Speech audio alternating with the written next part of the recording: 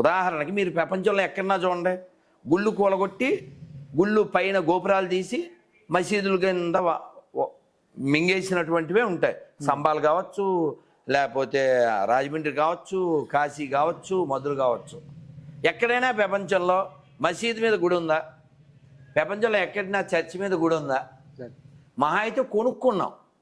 మీరు ఒకసారి రాధికా దాస్ అని కొట్టండి, చాలా యూరోపియన్ అమెరికన్, అతను పెద్ద పెద్ద చర్చిల్లో రాధే రాధే గోవింద గోవింద రాధే రాధే రాధే గోవింద ఇదంతా అక్కడోళ్ళే. ఇతను పాడుతూ ఉంటే అసలు ఆ ఊపు అంటాం కదా, అంత అద్భుతంగా హార్మోని, మృదంగం, తాళాలు అద్భుతంగా. ఎక్కడ? చర్చిలో. చర్చిలు అమ్మేస్తున్నారు.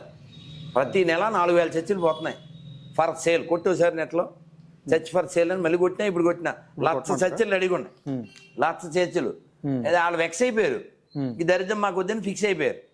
ఒకే శవం, ఒకే బుక్కు, ఒకే పాడిందే పాడరా, పసిపల్ల డాష్, ఓన్లీ ఫర్ క్యాష్. మన మధ్య చూసా ఒక ఆవిడ తెల్ల బట్టలు వేసుకుని దశంబాగా లేకపోతే మీ కష్టాలు పోవు, ఏడవండి బతుల్లో అంటది.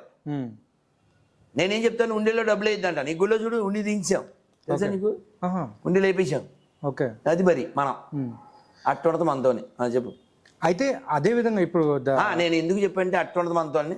ఎవరైనా పాస్టర్తో దశంబాగాలు అక్కర్లేదు, మా దేవుడు సర్వశక్తిమంతుడు, మీ ముష్టి, మీరు మీరు మీరు మీ పిల్లల కొరకే ఏడ్చుడి అన్నాడు కదా. అలాగే ఈ దశంబాగాలు మీ పిల్లలకి ఇన్సూరెన్స్ కట్టండి అని చెప్పడం మానేసి, ఆడెవడో అసలు ఏం కమర్షియల్ అంటాడు, భలే నిన్ను మోసం చేయమన్నానా, నిన్ను తప్పు చేయమన్నానా, కూలి పనికి వెళ్ళావు 100 వచ్చింది, 10 పక్కన తీసేయి, 1000 వచ్చింది, 100 తీసేయి, వేసి తిన్నానా, ఎంత ఆనందంగా అవుతున్నాడు.